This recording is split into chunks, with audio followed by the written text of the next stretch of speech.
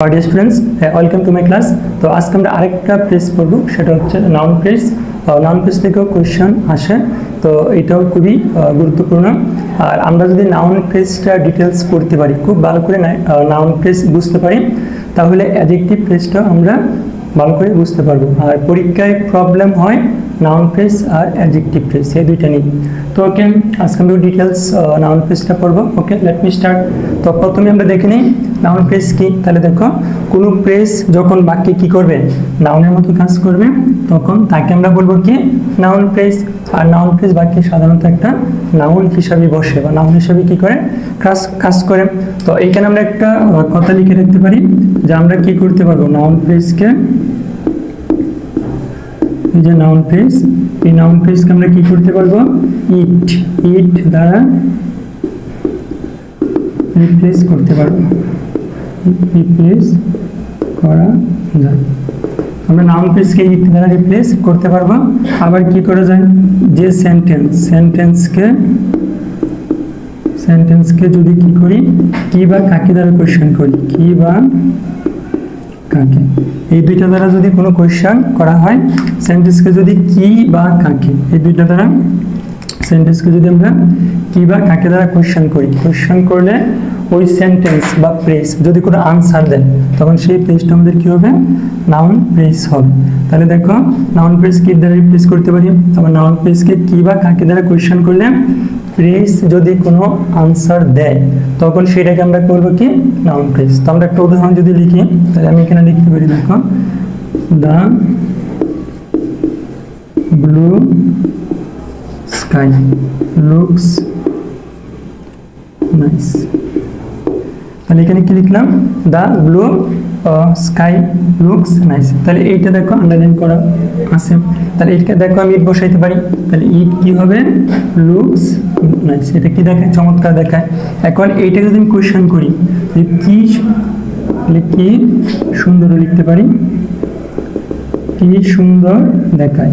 তাহলে আমি যদি কোয়েশ্চেন করি এই ফ্রেজটাকে, কি সুন্দর দেখায়, তো অ্যান্সার কি আসবে, নীল আকাশ সুন্দর দেখায়। তাহলে দেখো এই অংশটা কি দ্বারা কোয়েশ্চেন করলে চলে আসে, তার মানে এই অংশটা আমাদের কি হবে, নাউন ফ্রেজ। আবার ইট দ্বারা রিপ্লেস করতে পারছি, দ্যাটস ওয়াই এটাও কি হতে পারে, নাউন ফ্রেজ। এখন আমরা আরো কতগুলো মেথড শিখবো, যে মেথডগুলোর মাধ্যমে কি আমরা নাউন ফ্রেজটাকে আইডেন্টিফিকেশন করতে পারি। তাহলে সেগুলো আমরা এখন দেখি। তাহলে দেখো,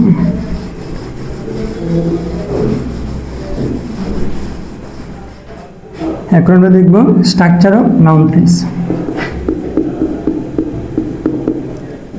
স্ট্রাকচার অফ কি নাউন ফ্রেজ, অর্থাৎ নাউন ফ্রেজগুলো কি হইতে পারে, কিভাবে গঠিত হতে পারে। তাহলে এইগুলো বুঝতে পারলে আমরা নাউন ফ্রেজ ইজিলি আইডেন্টিফিকেশন করতে পারবো। তাহলে এখানে দেখো এক নম্বর আমরা কি লিখলাম, ডিটারমিনার। তাহলে আমরা সবাই ডিটারমিনার সম্পর্কে মোটামুটি পড়ে আসছি, ডিটারমিনার কি। তো সাধারণত আর্টিকেলগুলোও ডিটারমিনার হয়। তাহলে ডিটারমিনার প্লাস কি, নাউন। তাহলে দেখো, ডিটারমিনার প্লাস নাউন যুক্ত ওয়ার্ড কি হইতে পারে, আমাদের নাউন ফ্রেজ হইতে পারে। তাহলে এখন দেখো লিখলাম এ বুক। তাহলে এখানে এ বুক, তাহলে এটা হচ্ছে আমাদের ডিটারমিনার, এটা নাউন। তাহলে এটা আমাদের কি আসবে, নাউন ফ্রেজ। 2 নম্বর আমরা কি লিখলাম, ডিটারমিনার প্লাস কি অ্যাডজেক্টিভ। তাহলে দেখো, ডিটারমিনার প্লাস অ্যাডজেক্টিভ যুক্ত ওয়ার্ড কি হইতে পারে, আমাদের নাউন ফ্রেজ হইতে পারে। তাহলে লিখলাম দ্য রিচ, আমি কি লিখলাম, দ্য রিচ। তাহলে দেখো, এটা অ্যাডজেক্টিভ, এটা ডিটারমিনার। তাহলে এই যে ওয়ার্ড যে গ্রুপটা, সেটা আমাদের কি হবে, নাউন ফ্রেজ হতে পারে। 3 নম্বর কি লিখলাম, দেখো, ডিটারমিনার প্লাস কি অ্যাডজেক্টিভ, প্লাস দেখো অ্যাডজেক্টিভ, পরে কি থাকলো, নাউন। তাহলে এটা হতে হবে নাউন ফ্রেজ। তাহলে লিখলাম এ চার্মিং কি গার্ল। তাহলে দেখো, এটা হচ্ছে ডিটারমিনার, এটা হচ্ছে অ্যাডজেক্টিভ, এটা হচ্ছে কি আমাদের নাউন। তাহলে 3টা স্ট্রাকচার দেখলাম। তাহলে এই যে আন্ডারলাইন করা অংশটা, এটা কিন্তু পরীক্ষায় আসে যে কোয়েশ্চেন, এই আন্ডারলাইন করা যে অংশটা, সেটা আমাদের কি হবে, নাউন ফ্রেজ। কিভাবে আসলো, ডিটারমিনার, অ্যাডজেক্টিভ প্লাস নাউন। এখন 4 নম্বরে যদি আমরা দেখি, তাহলে 4 নম্বরে কি দেখলাম, দেখো, ডিটারমিনার প্লাস কি অ্যাডভার্ব, পরে কি দিলাম, অ্যাডজেক্টিভ প্লাস কি নাউন। তাহলে এইটা, এই স্ট্রাকচারে যদি কোনো আমরা অংশ পাই, সেই অংশটা কি হবে, নাউন ফ্রেজ। তাহলে আমরা লিখতে পারি সাম, ভেরি, তারপর কি নাইস, সাম ভেরি নাইস, এখানে কি লিখলাম দেখো স্যুপ ডিশেস। তাহলে এখানে দেখো সাম, এই যে সাম, তাহলে এটা কি হয়ে গেল ওয়ান কাইন্ড অফ ডিটারমিনার, এটা অ্যাডভার্ব, এটা অ্যাডজেক্টিভ, এটা কি নাউন। তাহলে এই যে আন্ডারলাইন করা অংশটা থাকবে, এই যে আন্ডারলাইন করা অংশটা থাকবে সেটা আমাদের কি হবে নাউন ফ্রেজ হবে। কিভাবে শিখলাম, ডিটারমিনার, তারপর অ্যাডভার্ব, তারপর অ্যাডজেক্টিভ, পরে নাউন, এভাবে থাকলে এই যে আন্ডারলাইন করা ওয়ার্ড সেটা আমাদের কি হবে নাউন ফ্রেজ হবে। ফার্স্ট নাম্বার যদি আমরা দেখি তাহলে লিখতে পারি দেখো নাউন প্লাস কি নাউন। তাহলে এইরকম স্ট্রাকচারে যদি ওয়ার্ড থাকে সেটা হবে কি হবে নাউন ফ্রেজ। তাহলে লিখলাম ক্লাসরুম, ক্লাস কি রুম, তাহলে দেখো নাউন। তাহলে এই আন্ডারলাইন করা ওয়ার্ডটা আমাদের কি হবে নাউন ফ্রেজ হবে। এখন আমরা আরো কতগুলো মেথড দেখব, এখন আমরা আর কতগুলো স্ট্রাকচার দেখব যেগুলো দ্বারা আমরা কি করতে পারি নাউন ফ্রেজকে আইডেন্টিফিকেশন করতে পারি। তাহলে এখানে দেখো আমরা যদি 6 লিখি তাহলে এখানে কি হইতে পারে নাউন, এখানে লিখতে পারি noun plus preposition, noun plus preposition plus কি নাউন। তাহলে এখানে আমরা কি লিখব দেখো নাউন প্রিপোজিশন নাউন, এটা খুবই গুরুত্বপূর্ণ এবং question point of nature, point of কি নেচার প্রকৃতির কবি। তাহলে নাউন প্রিপোজিশন নাউন এটা আমাদের কি হবে নাউন ফ্রেজ। দেন কি 7 কি লিখতে পারি দেখো আবার ডিটারমিনার নিয়ে আসলাম, ডিটারমিনার প্লাস এখন দিলাম পার্টিসিপল, তাহলে দেখো ডিটারমিনার পার্টিসিপল প্লাস এখানে কি দিলাম আমরা নাউন দিলাম। তাহলে এখন আমরা কি লিখতে পারি, এখন লিখতে পারি অ্যাপ্লাইং ভার্ব, অ্যাপ্লাইং ভার্ব। তাহলে দেখো কি আছে এখানে, এটা হচ্ছে ডিটারমিনার প্রেজেন্ট পার্টিসিপল আর এটা হচ্ছে কি আমাদের নাউন। তাহলে এটা এই আন্ডারলাইন করা পার্টটা এগুলো একসাথে আন্ডারলাইন করা থাকবে একসাথে, তাহলে এগুলো হবে কি আমাদের নাউন ফ্রেজ। দেন 7 তারপর আমরা 8 কি লিখতে পারি gerund plus noun, gerund plus noun. এখন জিরান্ট কি পার্টিসিপল কি একটু আমরা প্রিভিয়াস ক্লাসে পড়ছি, তাহলে জিরান্ট প্লাস নাউন। তাহলে এখানে আমরা লিখতে পারি প্লেইং ক্রিকেট, প্লেইং কি ক্রিকেট। তাহলে দেখো জিরান্ট এন্ড কি নাউন, তাহলে এটা হয়ে গেল কি আমাদের। তারপর 9 নাম্বার আমরা লিখতে পারি পসেসিভ, পসেসিভ প্লাস লিখতে পারি কি নাউন।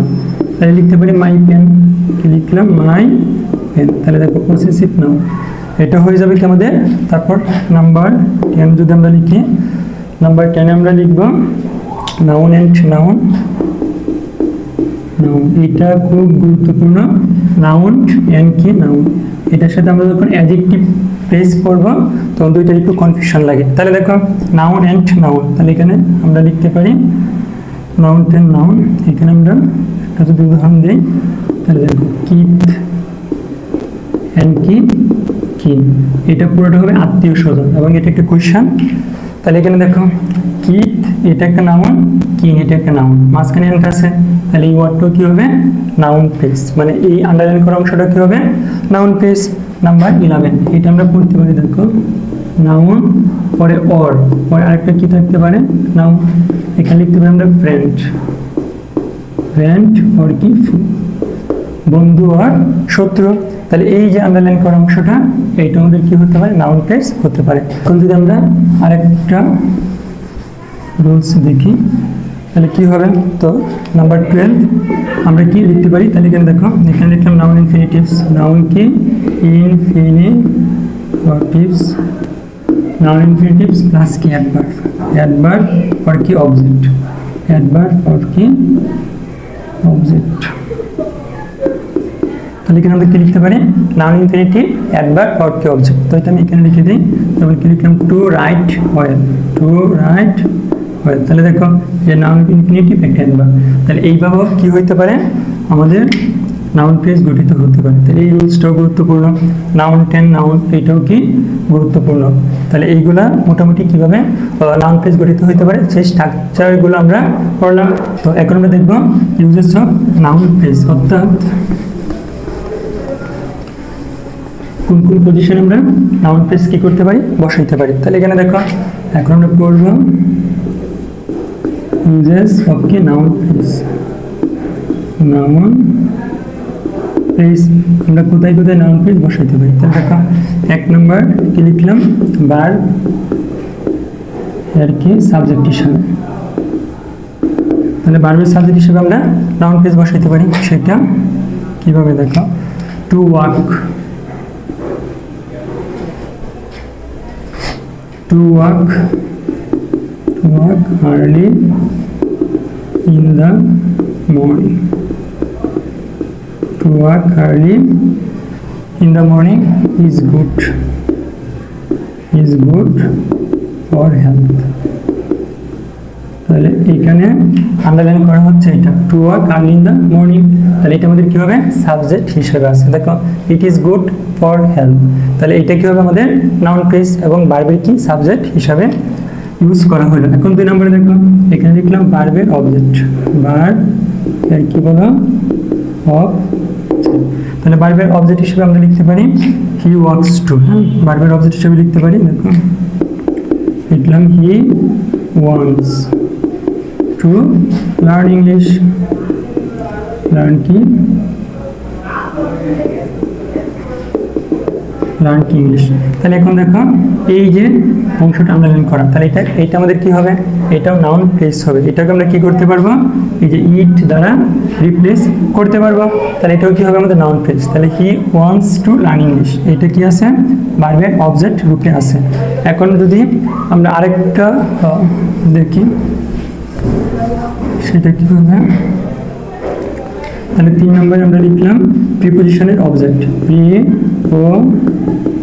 প্রিপোজিশন, তাহলে প্রিপোজিশনের অবজেক্ট হিসাবে নাউন ফ্রেজ কি করতে পারে বসতে পারে। তাহলে দেখো আমরা পড়বো কি প্রিপোজিশনের অবজেক্ট, তাহলে এখানে আমি লিখলাম he is proud, he is proud of his কি এক্সিলেন্ট রেজাল্ট, এক্সিলেন্ট রেজাল্ট। তাহলে এই যে আন্ডারলাইন করা ওয়ার্ডটা, এই যে আন্ডারলাইন করা ওয়ার্ডটা, এটাও কি হবে আমাদের নাউন ফ্রেজ। তাহলে এটা কি হিসাবে বসলো, প্রিপোজিশনের অবজেক্ট হিসাবে। He is proud of, his কি এই যে এক্সিলেন্ট রেজাল্ট, তাহলে এই অংশটা আমাদের কি হবে নাউন ফ্রেজ হবে। তার এটা কিভাবে ইউজ করা হলো, প্রিপোজিশনের অবজেক্ট হিসাবে। এখন আমরা আরো দুটো ইউজেস দেখব, তাহলে সেটা কি হবে দেখো। এখন আমরা কি করব, আরো দুটো ইউজেস দেখব। তাহলে এটা হচ্ছে 4, তাহলে এখানে লিখতে পারি সাবজেক্ট, সাবজেক্ট অথবা কি অবজেক্ট, একই কমপ্লিমেন্ট, একই কমপ্লিমেন্ট। এখন দেখো কমপ্লিমেন্ট কি, এগুলো আমরা আগের ক্লাসে অনেকবারই পড়ছি, তো যারা পড়ো নাই বা ক্লাসগুলো দেখো একটু দেখে নিবা। আর একটু বলে দেয়, কমপ্লিমেন্ট হচ্ছে সাবজেক্টের ভিন্ন রূপ, মানে যার কমপ্লিমেন্ট হবে তার একটা ভিন্ন রূপ, সেটা হবে কি আমাদের কমপ্লিমেন্ট। তাহলে এখন আমরা পড়তেছি কি সাবজেক্ট অথবা অবজেক্টের কমপ্লিমেন্ট, তার মানে কি সেটা সাবজেক্টের কমপ্লিমেন্ট হতে পারে, অবজেক্টের কমপ্লিমেন্ট হতে পারে। তো আমি এখানে একটা উদাহরণ লিখলাম, he is a man of his কি ওয়ার্ক, তার মানে হচ্ছে দেখো এই যে আন্ডারলাইন করা অংশটা, এটা আমাদের কি হবে নাউন ফ্রেজ হবে।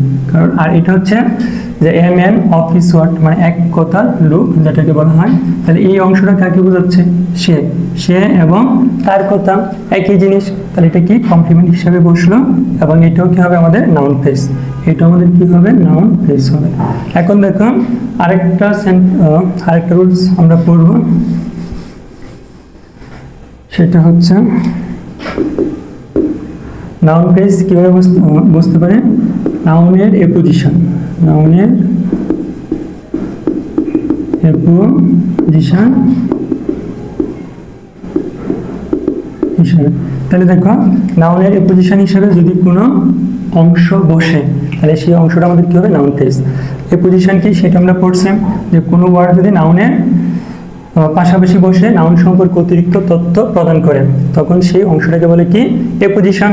তাহলে নাউনের এপোজিশন হিসাবে যে অংশটা থাকবে সেটা আমাদের কি হবে নাউন ফ্রেজ, সেটা আমাদের কি হবে নাউন ফ্রেজ। তাহলে এখানে যদি আমি একটু উদাহরণ লিখি, লিখলাম জেরিন, তাহলে জেরিন মাই কি বেস্ট, মাই বেস্ট স্টুডেন্ট, তারপর এখানে কি লিখলাম ইজ এ ডক্টর। তাহলে এখানে কি লিখলাম দেখো, তাহলে এটা হচ্ছে জেরিন, এটা হচ্ছে জেরিন, আর এখানে লিখলাম মাই বেস্ট স্টুডেন্ট। তাহলে জেরিন সম্পর্কে কি দিল, অতিরিক্ত তথ্য দিল এবং কি পাশাপাশি বসলো। তাহলে এইটা হচ্ছে কি এ পজিশন, দুইটা নাম যদি পাশাপাশি বসে, দ্বিতীয় নাম যদি কি করে প্রথম নাম সম্পর্কে অতিরিক্ত তথ্য দেয়, তখন সেই দ্বিতীয় অংশটাকে বলে কি এ পজিশন। তাহলে এই যে এ পজিশন যুক্ত ওয়ার্ডটা, এটা হবে কি আমাদের প্রথমত এটা হবে কি আমাদের এ পজিশন, এটা কি এ পজিশন। আর এই পজিশনগুলো কি হবে, নাউন ফ্রেজ। এই পজিশনগুলো কি হয়, নাউন ফ্রেজ হয়। প্রিভিয়াস ক্লাসে এই পজিশন কি, অ্যান্টিসিডেন্ট কি, এগুলো আমরা পড়ছি। তো ক্লাসগুলো একটু দেখে নেবে, আর যারা পারো তারা তো পারে। তাহলে এই যে নাউনের পজিশন হিসেবে যে অংশগুলো বসবে সেগুলো কি হবে আমাদের নাউন ফ্রেজ। তো এটা আমাদের প্রবলেম হয় যখন অ্যাডজেক্টিভ ফ্রেজ আর নাউন ফ্রেজ পড়ি, তখন এই অংশটা কি হবে, অ্যাডজেক্টিভ ফ্রেজ হবে নাকি নাউন ফ্রেজ হবে, তখন কনফিউশন লাগে। তখন আমরা ধরে নেব যে এটা কি অ্যাপোজিশন কিনা, যদি অ্যাপোজিশন হয় তাহলে সেটা কি হবে, সেই অংশটা আমাদের কি হবে, নাউন ফ্রেজ। তো এই ছিল আমাদের মোটামুটি নাউন ফ্রেজ কি, তো নাউন ফ্রেজের স্ট্রাকচার এন্ড ইউজেস এগুলো আমরা পড়লাম। এখন এই রুলসগুলো পড়ে তোমরা যদি বাসায় প্রিভিয়াস কোয়েশ্চেনগুলো সলভ করো, তাহলে নাউন ফ্রেজ সম্পর্কে আর কোনো প্রবলেম হবে না। আর নেক্সট ক্লাসে আমরা আরো দুইটা ফ্রেজ পড়বো, adjective phrase and adverbial phrase. Okay, thanks for watching.